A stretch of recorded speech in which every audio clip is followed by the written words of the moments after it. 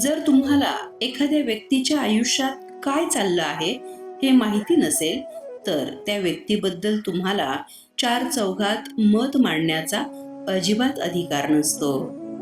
आयुष्यात ती व्यक्ती सापडायलाही नशीब लागतं, जी तुम्हाला हसायचं नसेल तरीही तुम्हाला हसायला भाग पाडते. जी व्यक्ती रडल्यानंतर स्वतःचे डोळे स्वतः पुसून परत एकदा नव्याने आयुष्याची सुरुवात करू शकते, ती व्यक्ती आयुष्यात काहीही करू शकते.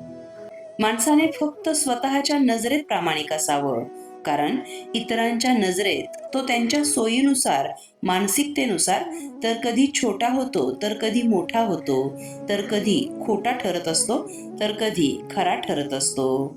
म्हणून जगाचा विचार करायचा नाही, आपण फक्त स्वतःच्या नजरेत प्रामाणिक राहायचं. ज्या पायांना पूर्वीपासूनच ऊन, वारा, पाऊस, पाणी यांच्याशी संघर्ष करायची सवय असते, अशी पावलं शेवटपर्यंत कधीच थकत नाहीत. करावेच लागेल हा एकच पर्याय समोर शिल्लक असला, की सगळी ताकद माणूस पणाला लावत असतो.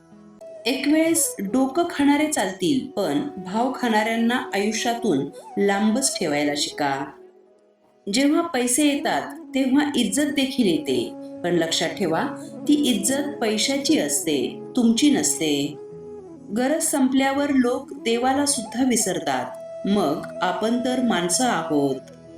घरातील समस्यांशी हळूहळू सामना करण्याची शक्ती मिळवणं, यालाच यशस्वी संसार म्हणतात. झोप लागायलाही भाग्य लागतं, झोप लागेल असं माणसाने वागावंही लागतं.